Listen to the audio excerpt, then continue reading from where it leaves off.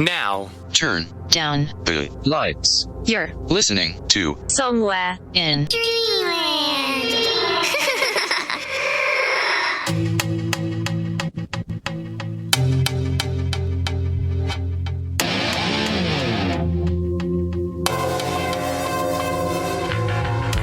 Welcome back, dreamers. I'm your host, Ken Mark, and you're listening to Somewhere in Dreamland.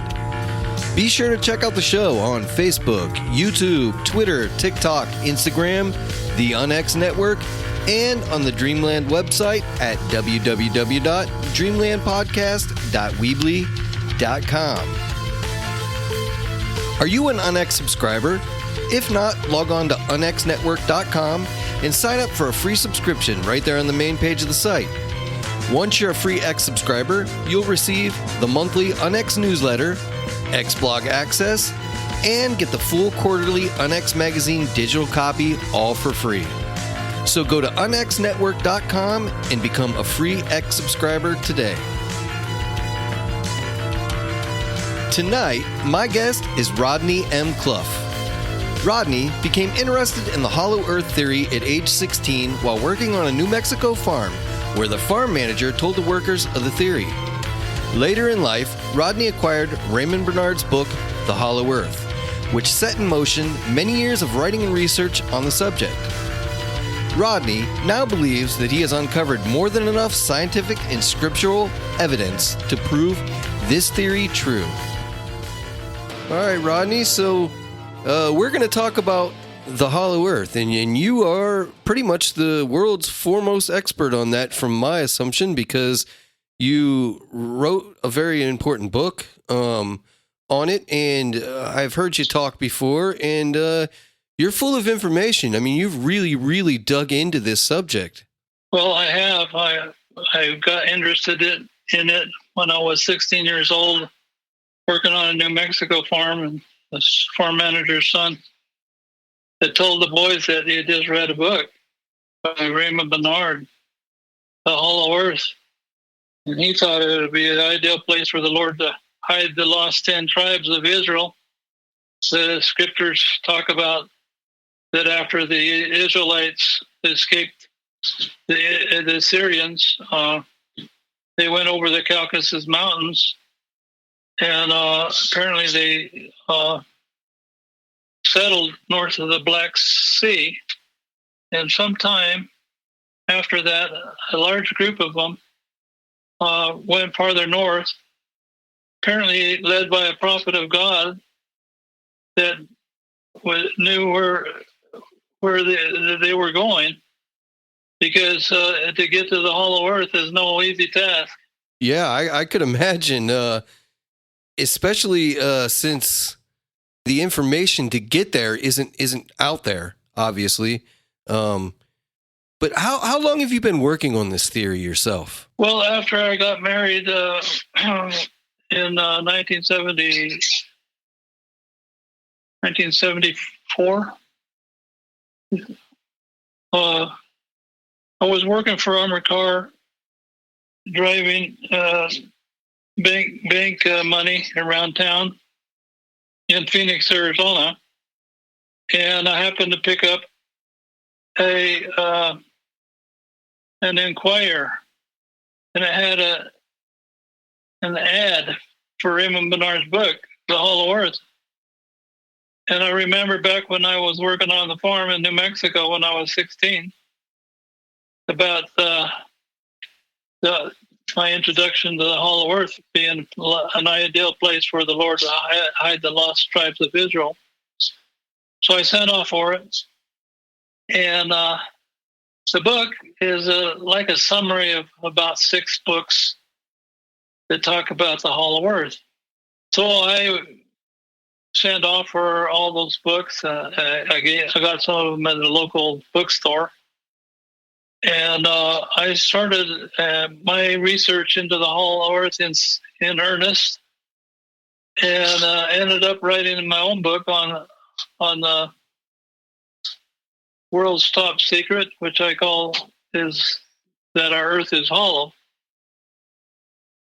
And I am absolutely convinced that all the scientific, scriptural, and historical evidence indicates that our Earth is hollow and is the location of the lost 10 tribes that was taken there. There are several groups that have migrated to the hollow Earth over the ages.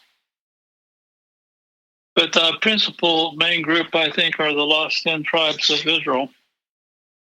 Okay. What does the hollow earth look like? Like, how does that work? Because I have only ever seen the spherical earth. What would I be looking at if I were looking at the hollow earth? Well, my research indicates that our Earth is 50% hollow, okay? It has a shell that's about 800 miles from the outside to the inside. And I did the math on it, and it comes out that the hollow inside the Earth is 50% of the volume of the Earth. And suspended in the center of the hollow is an interior sun that gives light and life to the civilization, the peoples that live there, the animal and plant life. In fact, the conditions of the people that live in the hollow earth are just ideal. It's like a paradise. In fact, Olaf Janssen, one of the explorers that went to the hollow earth through the North Pole opening in 1829 with his father. They were Norwegians, and they had this legend that among their ancestors of the lost tribes of Israel, a group of them went into the North Country, and they called them the chosen people. And so the one time they were up there fishing north of the Franz Joseph Islands on the northern shore, they found this little inlet that had green grass and flowers growing in the early summer. And the son says to the father, many times you've told us about the relatives of our ancestors that migrated into the North Country and are called the chosen people because they were chosen to go there. Why don't we go through this leading line so we can see out here towards the northeast and visit those people? And his father says, if you're up to it, son, let's do it. And so they pulled up their sail and went off in their little fishing boat in the northeast direction. That took them directly through the North Pole opening. It's located a little bit northeast of Northland, Russia, which is a peninsula that juts up out into the Arctic Ocean. And years later, when Fridtjof Nansen took his ship, the Fram, and they went north of the New Siberian Islands, it was open ocean north of the New Siberian Islands in the late summer, going into September. Finally, they came to the ice pack, and they buried their ship into the ice pack. And that winter, they floated around the polar opening. A couple of times, they noticed warm air in the middle of the winter coming out of the north. And then once they had floated around the polar opening, another warm air came towards them from the southeast, from the direction of the polar opening that they had gone around. And you can read those statements in his book. Farthest north. He measured the water below the ice pack, and it was warmer the farther you went down. Whereas any other place in the world, the water gets colder the farther you go down. Sure. And then up above the mast, they measured the temperature from the crow's nest, and it was warmer up there than down next to the ice. So the warm air comes up out of the polar opening, and it's what also causes the mirages in the Arctic. So that if you're walking along on the ice pack, you could see farther ahead. You can see leads in the ice in the sky, because this warm air that comes up out of the polar opening, it creates a layer of reflective air that reflects the surface farther ahead. So the explorers, they would go into the Arctic. They could see where the leads were, so that they could guide their sleighs with their dogs around the leads and not fall in the water. Well, Olaf Jansen and his father, they met up with a storm, and but they weren't hit by any icebergs. They apparently this lead took them right straight through the polar opening that I have determined to be located at 85 degrees north, 130 degrees east longitude.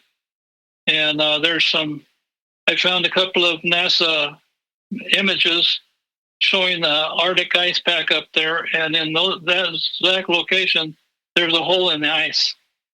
So how can there be a hole in the ice, a round hole in the ice, in the middle of the ice pack up there in the Arctic, that can be seen over several years? The duration, it's like a permanent. It's a permanent feature of the Arctic, that there's this hole in the ice. Interesting. And that's where warm air comes up out of the Earth, as well as the radiation from the inner sun causing the auroras to light up. The auroras, we were up in Alaska in 1980, 81. We went up there seeing if we could find more evidence about the Hollow Earth. I was working at that time as a music teacher at the Academia Juarez in my hometown in Colonia Juarez, Mexico. And the church cut back on its investments in education at that time in Mexico because of the high inflation that came over the economy. It was in the time of Jimmy Carter. And so I lost my job, and I decided I was coming back to the United States to live, and we just decided, well, hey, let's go to Alaska and see what we can find up there. So north of Fairbanks in about September, we went up on the hill north of Fairbanks, and we looked up at the aurora, and you could see the radiation of the aurora going up from the Earth into space. It was just going up like radiation coming out of the Earth. And that's what it is. It's the solar wind of the inner sun. It comes out through the polar opening and follows the electromagnetic field lines of the Earth, which up in the Arctic, there's a hole in the magnetic field, okay? Because the magnetic field lines, they come up and then bend around and go around down to the Antarctic and go back in. Or rather, they come out of the South Polar opening and the South Pole, magnetic pole, and they go north and then go back in the north. And that's the reason why the scriptures call the Hollow Earth the North Countries, because your compass always points north, even after you go through the opening. Inside the Hollow Earth, the compass still points to the north marking on the compass, which inside the Earth would be our South Pole, right? Yep. And it's because the magnetic field lines, they travel from the north polar opening to the South Polar opening, and then out on the outside of the Earth, they go north on the outside of the Earth, and then go in the Earth again at the north magnetic pole. So Olaf Jansen and his father pretty much just followed their compass, and it took them through the polar opening into the Hollow Earth. They didn't even know that the Earth was hollow. but they later discovered that it was hollow, that they had gone past the pole into the land beyond the pole, what the Admiral Byrd calls that land beyond the pole. And people ask, well, how can a person go north of the North Pole? How can that possibly be? Well, it's because the magnetic field lines, they go inside the North magnetic pole, and then they come out the South magnetic pole. And on the outside, they go towards the north again in a continuous loop. So once they reach the inner continent, which I believe is about halfway through the North Polar opening, because explorers down through the ages have sighted land up there that is not on any map that you can find it, except maybe an ancient map with about the time of Admiral Perry. When Admiral Perry went to the North Pole in 1909, he saw this mirage of land towards the northwest of Ellesmere Island. He was up on Grant Island. It was right next to Ellesmere Island. And he looked out over the sea towards the north, and he could see the mirage of land out there with peaks, and and he thought he saw snow on them. And so there's been these explorers that have seen it all around the Arctic. A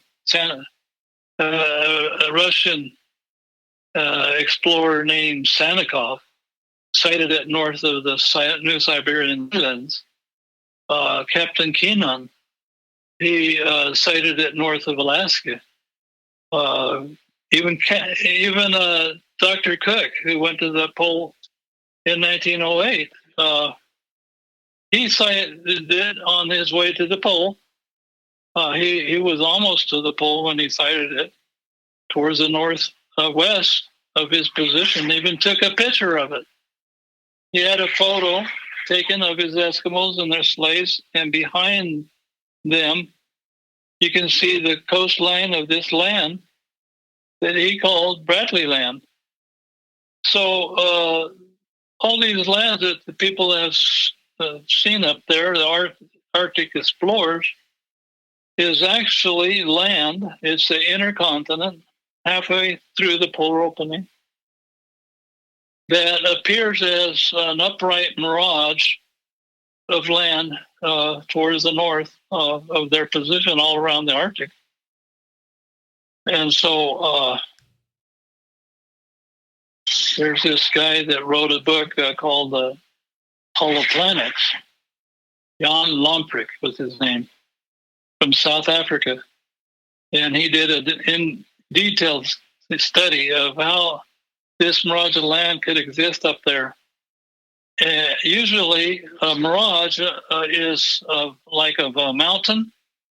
You would see the mirage up above the mountain, but the mountain would be upside down. Right. But sometimes there's a doubly inverted mountain above that is upside right. Okay. So what they're seeing, he says, is a doubly inverted mirage of land just over the horizon, caused by that warm air coming up out of the polar opening. Interesting. I'm still trying to wrap my head around a little bit what this looks like. So we got the sphere. Let's just call it a ball, okay? And then basically have at the location that you cited, the North Polar entrance, there's a hole kind of drilled all straight through to the South Polar entrance. And then inside it's kind of it's spherical inside as well, to kind of right. Okay. It's more like a ball, like a basketball, only with a thicker shell. Okay, so that 50% of the Earth's volume is the hollow inside. It's like just like a world inside of our world. It's just like an upside down world. Well, yeah, because their North Pole is our South Pole, and their South Pole is our North Pole. And Olaf Janssen, when they reached the intercontinent, they sailed along the coast. They came to this huge river. Inside the Earth, the rivers are really big, about 30 miles in diameter at the mouth, 30 miles across.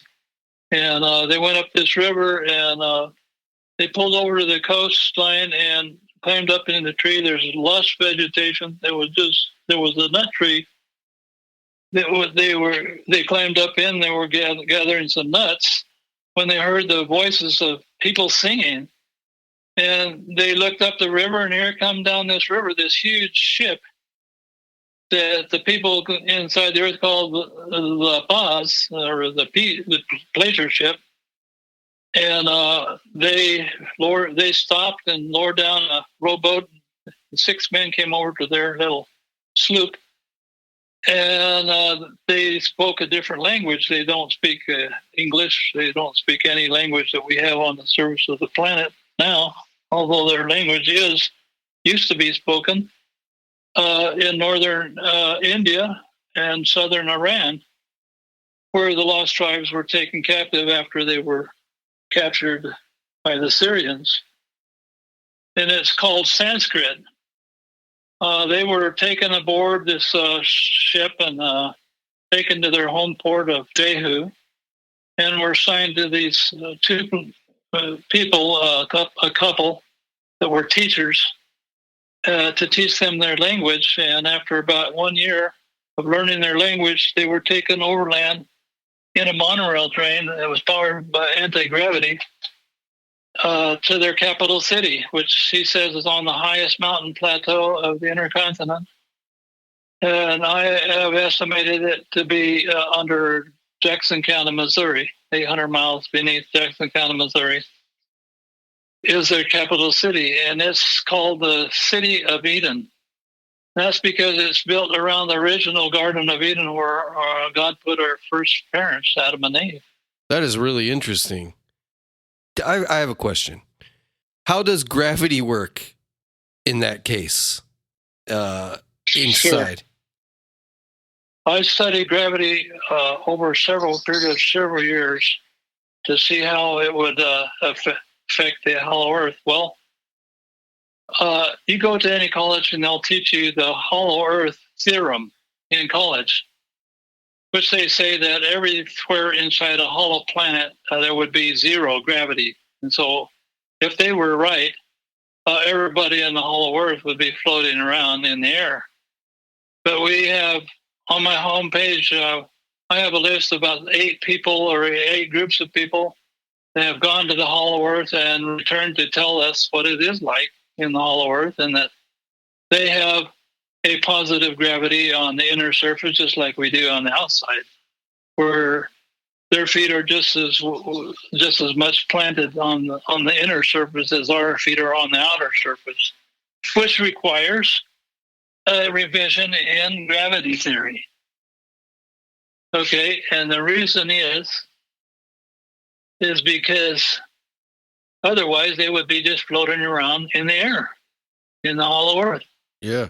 Now, I studied it intensely for several years. And finally, I came to the conclusion that gravity is not what they tell us it is in college. Gravity is not a pull by the earth. It is actually a push from space. And the reason is because in the nucleus of all atoms, there's a mini black hole that is taking the ether of space and concentrating it down into gyroscopic spinning balls of matter. And as it does that, it creates a vacuum in the ether of space, and the ether then rushes in to fill that vacuum. And as it rushes into the earth to fill that vacuum in the nucleus of the atoms, it puts a pressure on us. So we're actually being pushed down to the surface of the planet by the ether of space flowing into the earth, and it flows into the outer surface, and it flows into the inner earth surface. Wherever the matter is located, that's where the ether flows towards. Okay, now the scientists in college, they'll tell you the ether doesn't exist. Okay, but Isaac Newton, the father of gravity, he believed that the ether did exist, and that is through the ether of space that light travels. And he says that this ether, as it goes into all matter, it condenses. That's what he said. And so what the ether does is it condenses into gyroscopic spinning balls of matter that then become part of the magnetic field of the atom. The nucleus takes the ether of space, compresses it down into gyroscopic spinning balls of matter that are spinning at the speed of light, and it throws it out through the south polar opening of the atom, and it meets the incoming ether that is rushing into that vacuum in the nucleus, and it bends these gyroscopic particles in the magnetic field around towards the north, and then it goes in the north polar opening, and it goes in a continuous loop, just like our compass works, And I was telling you how the magnetic field comes out the south magnetic field, and goes around and goes in the north magnetic field, and goes then from there to the south pole. They go in a continuous loop. The atom all atoms have magnetic fields, and the magnetic fields originate from the concentration of ether in the nucleus of the atom. And it is the pressure of the ether flowing into the nucleus of all the atoms in the earth that creates what we call gravity, the pressure force that keeps our feet firmly planted on the surface, outer surface, and their feet firmly planted on the inner surface. That's because 99.99% of the matter in the earth is in the shell of the planet. It's not in the center, in the inner sun. I did a calculation on the inner sun also, that if it's hollow, which I believe all bodies in space are hollow, that it would only have like 1/100th of the mass of the earth, 100th% of the mass of the earth. So there is ether flowing into the inner sun, but the majority of the ether is flowing into the shell of the planet from both sides. That is super interesting. And all I have to say, Rodney, is how dare you go against what they teach us in school? Don't you know that George Washington never told a lie, and Christopher Columbus was a great guy? I mean, he wasn't a pirate at all. So I'm with you on that, because they teach us a lot of razzmatazz in school, I think. Well, there was an inventor called Nikola Tesla around the beginning of the 1900s that came from Europe, and he's the father of alternating current in the United States, in the world, in fact. And he studied. He didn't ever marry because he was so intensely interested in everything that he was discovering, and he figured out a way to produce a free electricity from the ether of space. And his banker, unfortunately, was J.P. Morgan. When he got wind of what he was doing with his money, trying to create free electricity, he immediately cut off all of his funding, because he had invested tons of money into electric wire, copper wire. And he didn't. Nikola Tesla had built this big tower with a big ball on the top of it. And with it, he was going to send electricity through the air. And wherever you were, all you had to do is to plug an instrument into the ground, and you would light up your whole house for free. And so he wanted to make sure that free energy was squelched. Him and his comrades have financed all the textbooks in the United States, and they completely deleted the ether out of science taught in the colleges, even though it does exist. In fact, as you're going down the street and you put on the brakes, you feel thrown forward. That's the ether that you've been dragging along with you that is pushing on you. It is very powerful effect, okay? And the ether is what these flying saucers control in order to, the flying saucers that are seen all around the world, they use control of the ether to propel their craft. And they can move, they can go up just as fast as they can go down, and they can fly under the ocean just as fast as they can through the air, because they put a field around the craft that repels the air and the water. And they make with an electrostatic field, they create a vacuum, a slight vacuum in the ether in front of the craft, and the ether behind them pushes them wherever they want to go.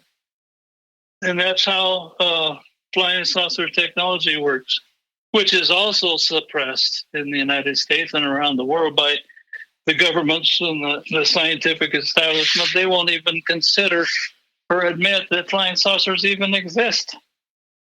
And yet there's more evidence for flying saucers existing than about anything else in science. Sure. I want to talk about that for a minute. I want to unfold it a little bit, unwrap it. So are they also keeping this from us? Because every shot that you see from satellite imaging or from trips to the moon and whatnot, we just see the spherical Earth. Why aren't we seeing the polar openings? Are they keeping that from us? They are. What is the purpose for that? The reason is because our outer Earth is governed by what I believe is the great and abominable church that is spoken of in the scriptures, that is founded by Lucifer. At the top of world control are what we call the Jesuits. They control the Catholic Church. Even the Pope today is a Jesuit. And the Jesuits in 1776 formed a secret society they called the Illuminati. And the Illuminati became such a powerful organization. Their goal was to bring into their secret society all the rich people of the world so that they could control the world. And the Illuminati, they set up the international bankers. The international bankers financed the Bolshevik Revolution in Russia, and their minions in our government have also promoted communist dictatorships around the world ever since. And so our outer world is governed by Lucifer, who is Satan. Okay, and the inner world is governed by Jesus Christ, who is the Son of the Father, who put Adam and Eve in the Garden of Eden. And when they partook of the forbidden fruit by obeying Lucifer, they were evicted out of the Garden of Eden to our surface world. And so the people on the surface of the world were placed here. Our world is like a prison planet, okay? The scriptures talk about us being here, placed here, and that we're all on probation to see if we're willing to obey God's laws and commandments and listen to his prophets. And if we pass our probation, then we can go back into the presence of God when we die, or when we're resurrected from the dead. But the people inside the whole earth, they live in the presence of Jesus. uh, they're the lost 10 tribes have the inherited throne of David, which God placed over the house of Israel at the time of the prophet Samuel. And the people were at that time governed by judges in the house of Israel in Palestine, but all the countries around them had kings, and so they told Samuel that they didn't want judges anymore. They wanted a king, and so God told Samuel, the prophet Samuel, to go choose a king, which was King Saul. Now, King Saul, he was from the tribe of Benjamin, but he was a little bit rebellious and not willing to obey the commandments of God. Because in the kingdom of God, you're supposed to obey the prophet, not just be sovereign like the kings of Europe all claim that they're sovereign, and they have all the power. No. In the political kingdom of God in the house of Israel, the king was God's servant on earth. The God was their king, and he was just allowing a mortal king to take his place because the people wanted one. Well, the prophet Samuel sent Saul with an army down into Egypt to massacre all the Amalekites. The Amalekites had attacked the children of Israel when they were in the desert, and they had to fight them. But after they fought the Amalekites off, the Amalekites went down into Egypt, and since they were devastated by the plagues before the Exodus, they didn't have a government because, the Pharaoh and all his army was buried in the Red Sea, right?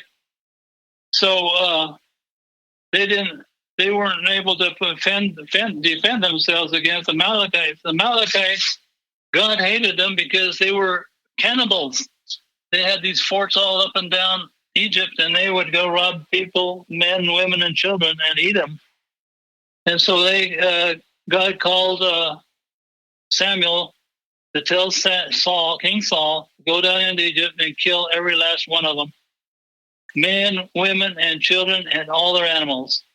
And he didn't. He brought back their king, and he brought back some of their animals, and even offered one without authority as a sacrifice to Jehovah.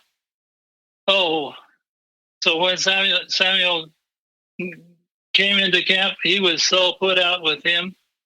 He told him that God no longer wanted him as king, that he was going to go choose another one. And that was King David.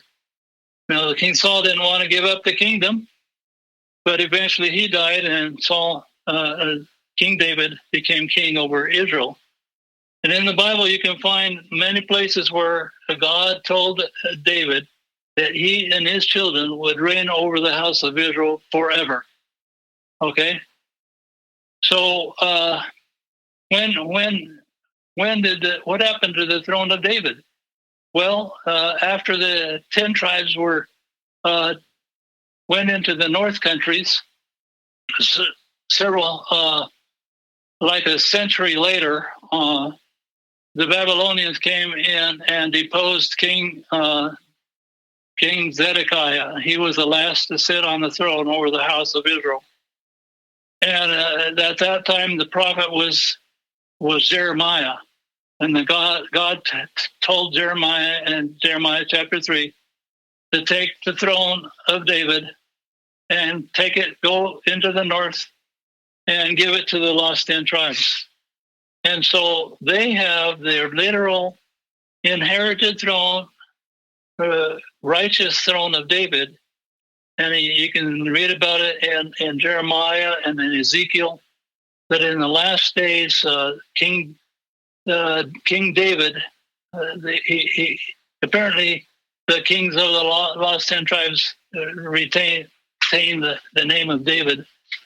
and that when they emerged to outer earth to bring peace to the world in the latter days, that this King David will help the Jews rebuild their temple in Jerusalem. So Olaf Jansen and his father, when they were taken to the capital city of Eden, they were given 2 hours interview with the king of the lost 10 tribes, King David. And he not only is their king, but he is also their prophet of God. So they have a theocratic government. A theocratic government is one in which the king is also the prophet of the land. And eventually, in the last days, as prophesied in Scripture, the political kingdom of God will expand to outer earth and bring peace, because Jesus Christ is the Prince of Peace. He does not love to kill people. He does not love to give them vaccines that ruin their health. He does not love to put poison in all of our food, like the evil people that are governing our earth. He does not love to have wars like our outer earth people do to gain money. You know, in this last pandemic, there was 5 billionaires made out of it. Oh, yeah. Yeah, it's all a big scam to get people to take these death-causing vaccines, and also they put some nanoparticles in you so they can control you with electromagnetic waves from their towers. But the political kingdom of God is established in our whole earth. There have been many people that have immigrated there. Principally, originally was the lost 10 tribes, and then next group of people that probably went in the Hollow Earth were the Eskimos. Eskimos know about the Hollow Earth. They know that there's a hole in the Arctic Ocean. They've been to the inner continent, and they know that these people that live there that can have tremendous medical abilities. There's this author that went up into the Arctic and lived with Eskimos for many years. And one of the Eskimos told him, he was telling them that our doctors are really highly advanced, that they can take one organ out of one man and put it in another. And this one Eskimo says, well, ours can do better than that, because he says he had a relative that their doctor gave him something that put him to sleep, and while he was asleep, he took out his spinal cord. Wow. And installed a new one, and you couldn't even see where the incision was. So that reminds me of some stuff that people claim that when they get abducted by aliens or UFOs or whatever, some of the medical procedures that happen to them where there's no signs of it ever happening. I've heard of people getting knees replaced and all kinds of stuff, and there's no sign of that ever being done.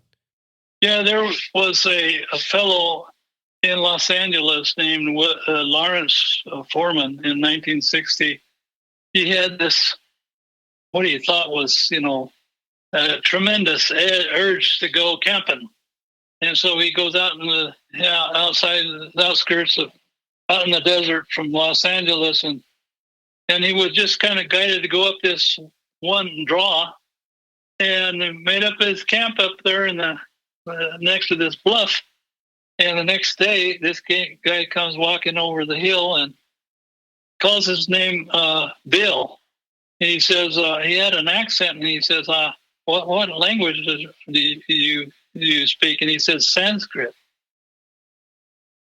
And so I understand that from what this guy told Lawrence Foreman, that these people were from the Hollow Earth. Their language is Sanskrit. he said that they wanted him to write a book.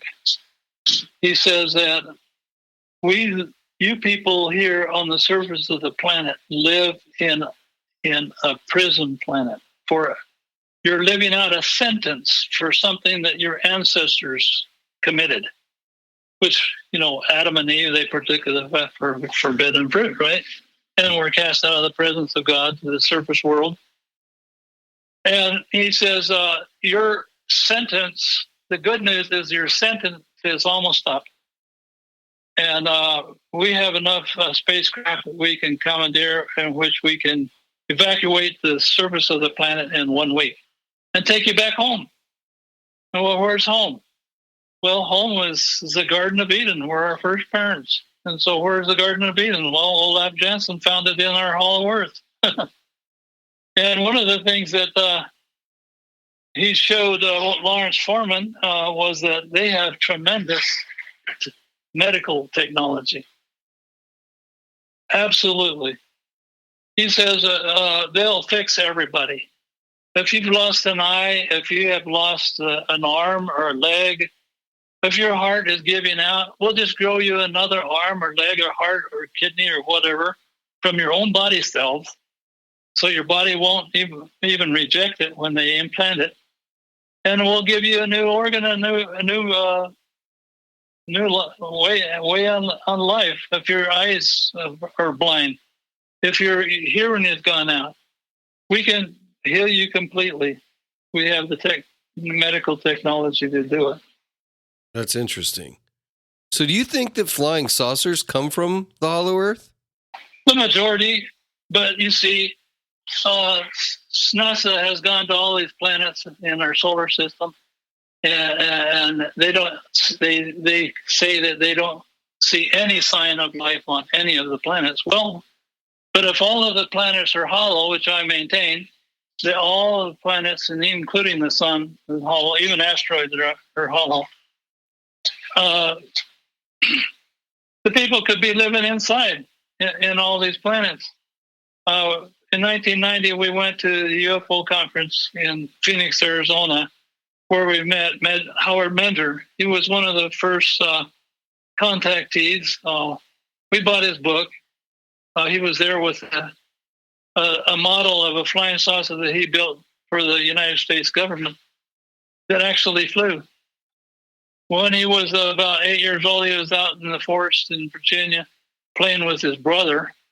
And his brother got tired and wanted to go back home, but he wanted to go farther out in the woods. And so he comes into this clearing, and there's this flying saucer, and this lady, most beautiful woman that he had ever seen in his life, was sitting on a rock there. And she smiled at him, and she says, Howard, would like to ask you a question. Sure.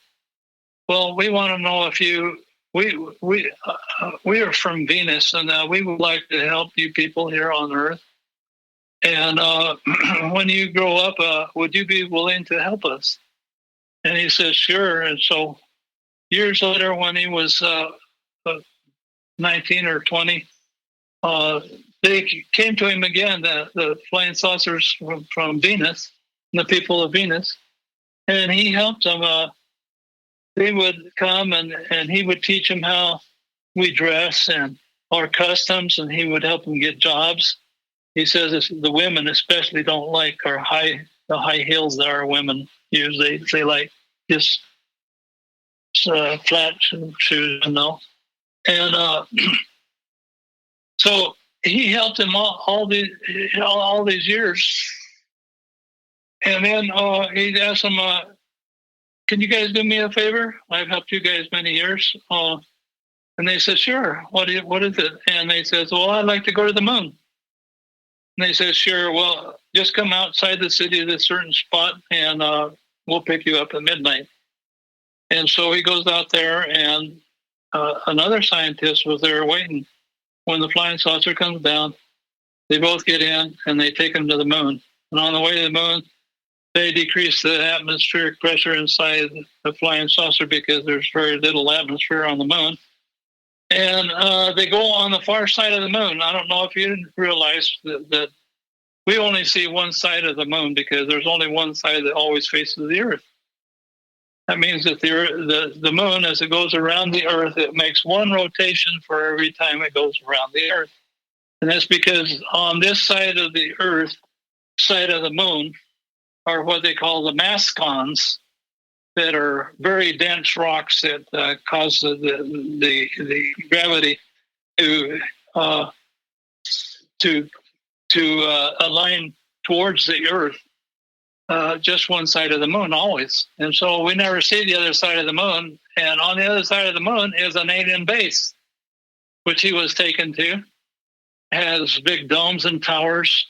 And years later, after Ingo Swann remote viewed this alien base on the far side of the moon, the United States sends the Apollo missions to the moon. And the last Apollo mission, as it was going around the far side of the moon, this alien base all lights up, and it comes over the radio, this voice saying, "You people from Earth are not welcome here on the moon. So go back to Earth and never come back." And that's because you can listen to some of the testimony of the expert witnesses that Stephen Greer, a medical doctor, took of a lot of people that were privy to flying saucer that were downed and aliens captured. One of those expert witnesses said, and he was a general, he said that at one time we sent a nuclear missile to explode on the surface of the moon. Can you believe that? And the flying saucers intercepted it and destroyed it. But they consider us savages. But Howard Bender, he was taken to the alien base on the far side of the moon by the people from Venus in their flying saucers. And he said he met people there at that base from all the planets in our solar system. Well, there's another pretty important figure who says he was from Venus, who was actually stayed at the Pentagon, according to some people, Valiant Thor. Exactly. Didn't he say at one point that all planets were hollow as well? Well, it's in one of the books that he wrote. He met Valiant Thor. Landed his flying saucer outside the Pentagon and flagged down a policeman and asked to be taken to the Pentagon. He wanted to meet with the president. At that time, it was President Eisenhower, Vice President Nixon. And they're in the White House in the Oval Office. He presented a book to President Eisenhower. He says, in this book is instructions how we, a people of Venus, could help you here of Earth eliminate all poverty, all sickness, and even death. And well, after 1 year of studying it with his experts, President Eisenhower returns it to Valiant Thor that was waiting there in the Pentagon, and says, "I'm sorry, we can't accept it. My experts, my advisors all say that it would destroy our economy." And it probably would. So yes, Valiant Thor met with Reverend Frank Stranges, who was a minister in California. And he had got interested in the UFO subject and was going around the country showing this photograph of Valiant Thor that he had obtained from a U.S. Air Force photographer that had met in the backyard of Howard Bender back in Virginia, and taken a picture of this Valiant Thor that was at the meeting. And he would tell people, "Here's a man from another world." And he was in Washington one of these conferences showing it to the people. And after the meeting, this lady walks up. She says, would you like to meet Valiant Thor? I work at the Pentagon. He said, I sure would. She said, well, meet me outside your hotel front door tomorrow morning. And so she took him to the Pentagon. And she showed him how to open his suit coat and go like this. So he could get back past all the guards. And going past the guards, none of the guards even said anything. He just went like this. took him inside the Pentagon, took him to this door and says, Valiant Thor's in there. And then she just walked on down the hall. He never saw her again. So he goes in this door. In this room, all the sergeants are in there working, and none of them pay any attention to him. He wonders, well, how am I going to meet Valiant Thor? When all of a sudden, Valiant Thor walks up and he says, you're Reverend Frank Stranges, aren't you? Yes. And he says, I am Valiant Thor from Venus. I am head of the Council of the 12 in Venus. I'm also commander of a spaceship 7 miles long, 3 miles tall. And I came here in a small flying craft to help bring your people back to Jesus. And they became good friends. Later, he was invited aboard his flying saucer. And in his flying saucer, he found this instrument, sort of like a Urim and Thummim that the scriptures in the Bible talks about, that God gave his prophets so that they could look into these 2 crystals like glasses and learn anything about anything. For example, Abraham, he had a Urim and Thummim. He looked into the Urim and Thummim and studied the stars. And in the center of our galaxy, he was shown the planet that God lives on, called Kolob. And he was told that Kolob rotates one day for 1,000 Earth years. So one day on Kolob is one rotation is equal to 1,000 Earth years of going around the sun. So all these things are available to this instrument on this flying saucer. And Valiant Thor tells him, what do you want to know? Anything you want to know. And he says, well, I would like to know about the Dead Sea Scrolls. And so he looked into this instrument and he learned more about how the Dead Sea Scrolls that have not been published, that he got a call from a rabbi from Jerusalem saying, you're making public stuff that's not supposed to be made public. And it was because in the Dead Sea Scrolls, it talks about like when the Israelites came out of Egypt, and they were led by a cloud by day and a pillar of fire by night. Well, that was the flying saucer getting in the cloud. Yeah, I can believe that. It's right there in the Dead Sea Scrolls scriptures. And it was prohibited by this rabbi for him to publish it, and he did it anyway. That's interesting. Very interesting. So I know that we talked about what the hollow earth looks like on the inside a little bit. We said he had lush vegetation and that sort of thing. Are there animals there? And oh yeah. Okay. So animals. Like the same kind of animals that we have up here? Yeah, Olaf Jensen says all the same birds we have and animals we have. Many of the animals are much larger, as well as the people. The people are all larger because they have less gravity. I figure that they have about a third the gravity we have on the outer surface. So they have perfect living conditions. Never gets too cold or too hot, except up near the poles during the winter, you know. But the rest of the hollow earth is just perfect climate. There is a difference between the day and the night side of the inner sun. The inner sun, Olaf Jensen says, like it says in Genesis, that God divided the light that lit up on the first day of creation, which is the inner sun, from its day and night sides. So on the night side, well, it's like a reddish brown color, and it's darker. And in the center is an opaque round area that has holes in it that let light, bright white light through, look like stars at night. And then because it rotates so slowly, it only rotates about once every 1,000 years.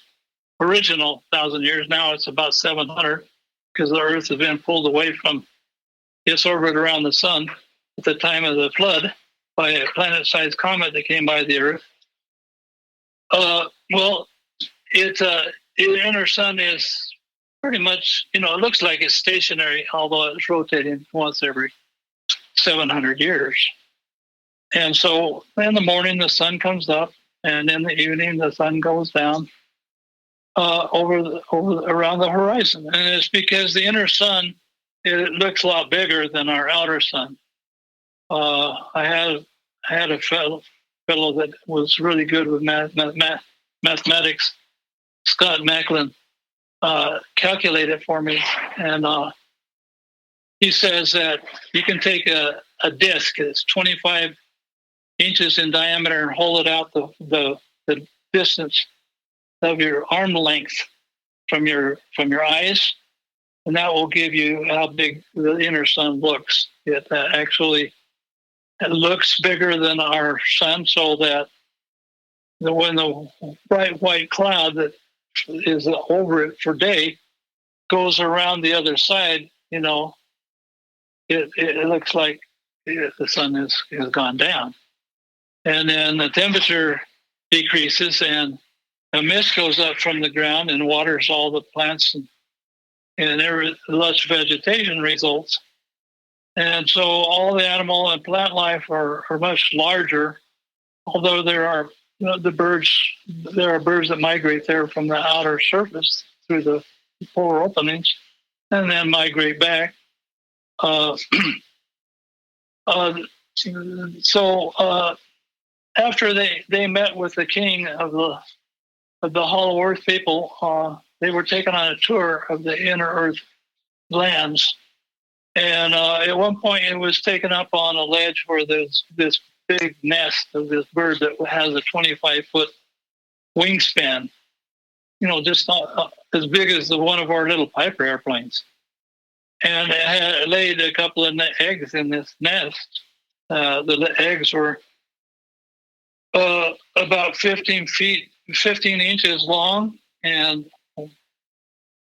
so they were big eggs. And he was taken off with his father to this forest, and they saw this herd of mammoths.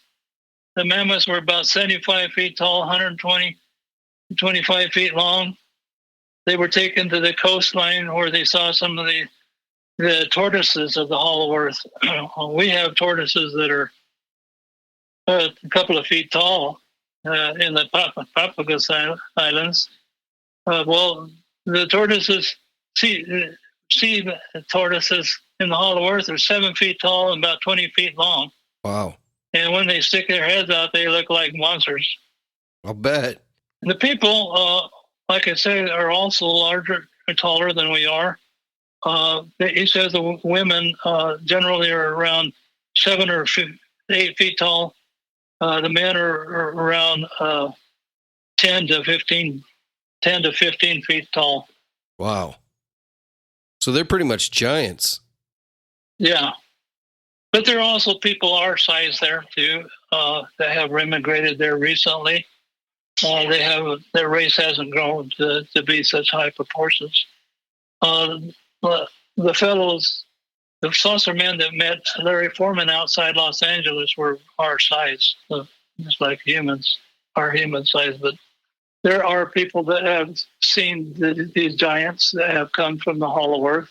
One was seen in Italy, was 9 feet tall. They come out once in a while. I got a letter, an email from this lady that joined a vow form And this lady came on the forum over a period of time and said that she was from the Hollow Earth, that she had connected with her technology to our internet and joined the forum. And these people in the forum would ask her all these questions. And you can read them. She compiled, the lady that sent me the email compiled all the answers, all the questions and answers. It tells about what it's like in the Hollow Earth and how she was studying our Earth. And she talks about how you people. This is a Latter-day Saint forum in Utah, and she would tell them that even your prophets have talked about us, that the Earth, that the lost tribes that went into the North countries, and how Joseph Smith one time remarked that there's like 6 feet tall people on the moon. And so there's evidences that have surfaced from several different people from around the world. For example, the Makoski Indians, Makoski, I can't pronounce it very well, of northern Brazil. They found this cavern where the air blows out one day and then blows in 5 days. And they would go down into this cavern and they found these huge steps were made like for giants. And they went down these steps way down to the bottom. They came to electrical lighting, and they went through these caverns, and they found orchards and the big light up in the top of the cavern that shone like the brightness of a sun. And they would go down to the center of gravity, which is according to one person that went to the Hollow Earth, is 700 miles down in the 800-mile thick shell, where at the center of gravity they just float in the air, and the giants had put grab holds on the side of the cavern wall. They would grab a hold of them to pull themselves along as they were floating through the air. And then finally, they got to where the gravity was starting to return, and then they came out to the inner surface, where they would meet with the giants, and they would fish and swim on the inner ocean of the Hollow Earth, and they would pick the apples that were like as big as your head, and grapes are as big as your fist. And they would then bring them back to their surface world, aided by the giants. And then in 1904 or somewhere around there, some British explorers came, and the giants sealed off the cavern. So the Indians couldn't go there anymore. So if you and I were to take a trip and say we find one of these, the opening, and we travel inside, would we be accepted there? Everybody that goes there that are friendly and willing to live by their laws, like we would if we went to any other country here on the surface of the planet, you wouldn't like to go into some other country and commit a crime. Like in Mexico, they throw you in jail and you never come out. Right. You commit a crime down there. Well, the people in the Hollow Earth are friendly. They live by their laws, and they accept anybody that migrates there or wants to go there to live. But as this lady said in the Val's forum that she connected to the Val forum through our internet from the Hollow Earth, they are discouraged from associating and coming out to our world. However, in the late years, they've had to send their flying saucers out to prevent nuclear war. Colonel Ed Ames of the Remote Viewing Project, he spoke on Coast to Coast AM with George Nuri, And he says in 1966, the United States and Russia tried to have a nuclear war, and the flying saucers showed up and shut them down on both sides. Mm-hmm. They don't want us to have war and destroy their planet because they share the planet with us. That was actually one of the questions I was going to ask is, what do they think about the way that we conduct ourselves up here, and do they try to do anything about it? Well, they do interfere if they keep close tabs on all those nuclear weapons. They will not allow us to have a nuclear war and destroy the planet. They share this planet with us, and they consider themselves the guardians of the planet for the Creator, Jesus Christ. And so they send their flying saucers out, and they don't interfere with us other than just to make sure that we don't blow up the planet. Right, right. But the prophecies are that in the last days, the political kingdom of God will expand to the outer earth, and the lost tribes will return.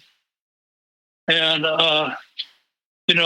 Lucifer, he's been working on his one world government with the Illuminati and the Jesuits. Well, Jesus Christ is going to bid him to it because he's going to create a one world government with himself as king. And he's going to be given the throne of David. The king of the lost 10 tribes will turn the throne over to him, over to Jesus Christ, when Jesus Christ comes back to reign on the earth for 1,000 years in the millennial reign. We're going to have to be careful about that one too, aren't we?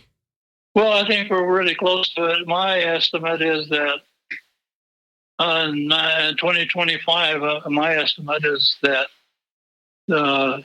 Revelation chapter 9 will be fulfilled, where an asteroid or a meteor will hit in the Arctic and cause smoke to pour out of the bottomless pit, which is the hollow earth. The earth doesn't have a top or a bottom. It's a bottomless pit. And out will come the locusts, the flying saucers from the hollow earth. And what are they going to do? They're going to torment the men that have not the seal of God in their foreheads. They won't even kill them, okay? But they will torment them. Why? Well, it's because the political kingdom of God is going to first expand to America. And so they'll torment the Illuminati leaders to give up their rule over America so that the political kingdom of God can then expand to America first. And they will build us a new capital, because we're just about to the point in the scriptures where Russia and China are going to attack the United States, and the United States government is going to be destroyed. It's been prophesied by a bishop, LDS bishop up in Utah. There's a prophecy in the Manti Temple. No, in the St. George Temple in southern Utah, that Russia and China are going to attack the United States. Well, what's Biden up to right now? He's trying to get them to attack us, especially Russia right now. So while Biden's given out all of the military equipment that President Trump got gathered up to make us the best military in the world, to the Russians to blow up in the Ukraine, well, China is getting ready to attack us from the other side. And I just heard that in South America, they're doing some war games, like they're going to practice in attacking the United States. Well, it's talked about in the Bible. The Bible talks about this war. It's going to be an attack on the United States by the United Nations. And who are the United Nations? Well, China and Russia are in the Security Council, and even Europe are not too happy with us right now. So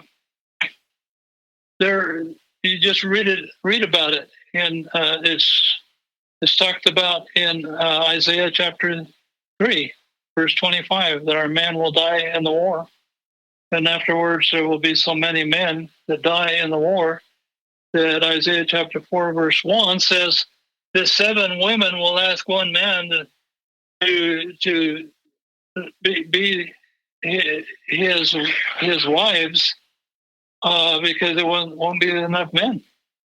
That's a nightmare in itself, isn't it, Rodney? Because I can't even handle the one I got. I don't want 6 more. Yeah, but it says also that the women will take care of ourselves. We'll make our own bread and our own clothes. And we just want to have children so that we can get married.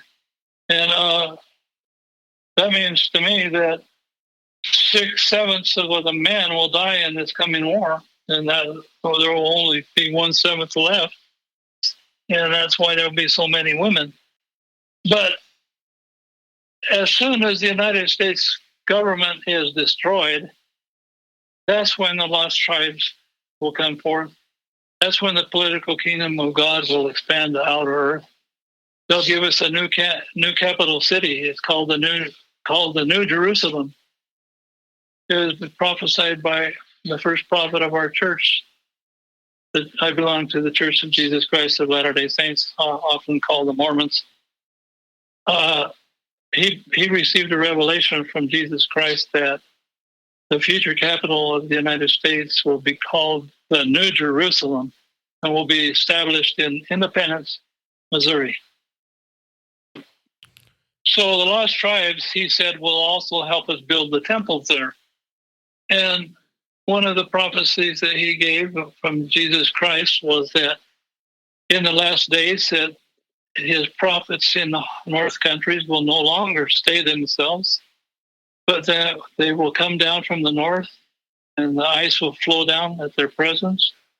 They will throw up a highway in the midst of the great deep of the Arctic Ocean, which is probably a monorail train, which they use in the hollow earth, and establish a permanent link between their capital city of Eden and the new capital of America, which will be the New Jerusalem. Wow, that's pretty fascinating. And at that time, he will also, after that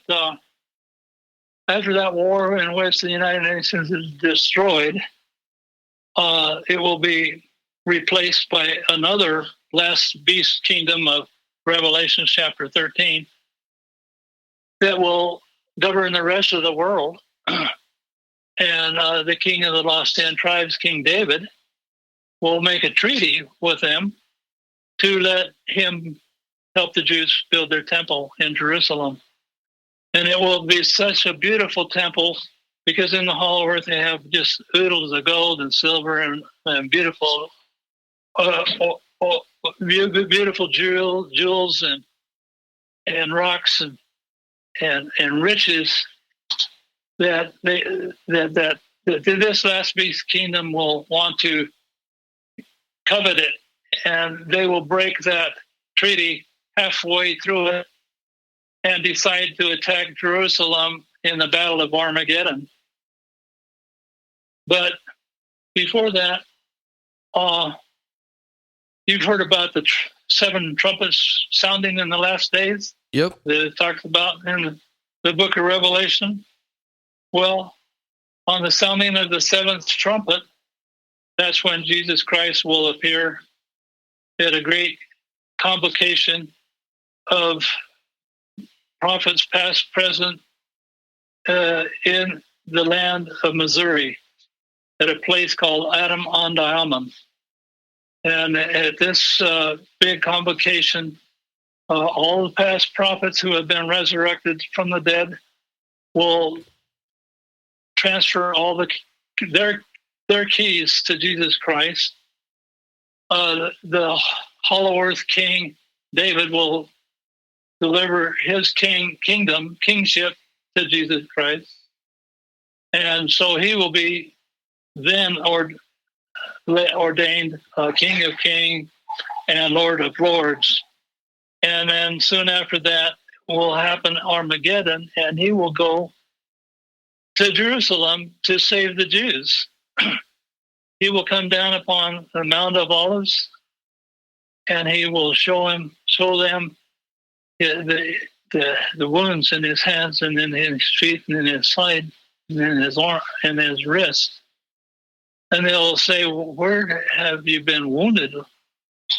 Where do these wounds come from? And he says, they're the wounds that I received in the house of my friends. I am the Son of God. I am Jesus Christ whom ye crucified. And the Jews will then cry and weep, but they will then accept him as their king, because he will reign hailstones the size of a talent, which they say a talent is about the size of 100 pounds weight, on the invading army of Armageddon and destroy them. So at that time, Jesus Christ will then become the king of the world, right? Wow. That is, we really dug deep this time, didn't we? I like it though. It's all right. It's all right. I like it. We went way deeper than I thought we were going to, Rodney. I mean, I think we went deeper than the Hollow Earth itself. We're pretty deep. Well, even the sun is hollow. In the 30s, this lady named Marjorie Holmes, she was laying in bed asleep at night, and two angels came to her and took her out of her body, her spirit out of her body, and took her to the sun. Her spirit was hooked to her body with a silver cord that was unlimited stretchability to keep it alive while she was gone. And these two angels took her to the sun. She says the sun is hollow.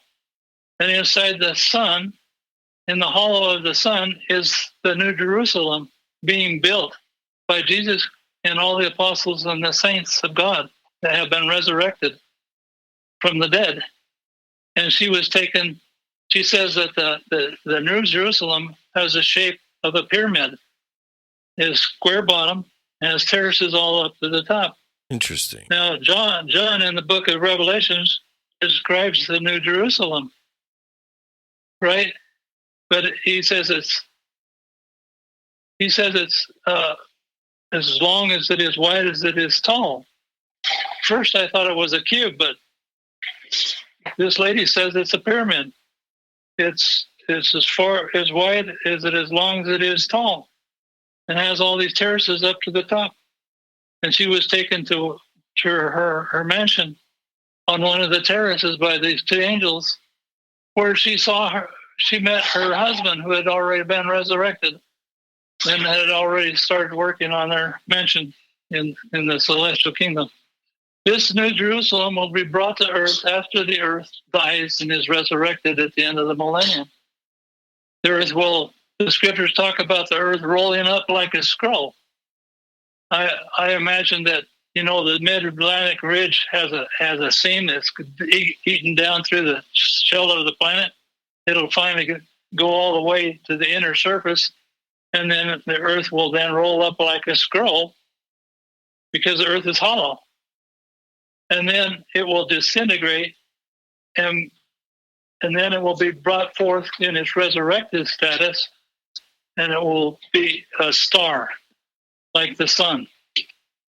And then the New Jerusalem will be brought from our outer sun to replace the inner sun of our earth in the resurrected earth, where all the resurrected saints will then live with Jesus the rest of the eternity.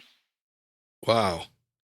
It's all really interesting, and I'm really going to have to wrap my head around the whole thing, but it's super interesting. Where can everybody find all the information that they can, maybe get in touch with you if they need to, find your book? Where can they do all that? Yes, ourhollowearth.com, O-U-R, our hollow, Hollow, earth, EARTH.com is where I sell my book, but it's almost sold on Amazon, so it's just really a link from my website, Amazon. You can buy it either as an ebook. I have it in several formats that you can buy it in a PDF, Kindle, EPUB format for like Apple or iPhones. I have one on my iPad right now. It's just really nice. Be able to read it. The ebook is a lot cheaper than the paperback. But some people will like the paperback, so I provided it in paperback also, and you can get it at Amazon. Awesome. All right, Rodney. Well, thanks for coming on the show. I really appreciate you, and I think that we just scratched the surface of everything. So maybe sometime in the future we'll have you back on to talk a little bit more about the hollow earth. All right, sure enough. I also did quite a scientific study on the hollow earth, and there's lots of scientific evidence that the earth is hollow. Oh, yeah, maybe we'll get on that next time, the scientific side of things. So, all right, Rodney, well, I appreciate you for coming on the show, and I thank you so much. All right, thank you very much for having me on.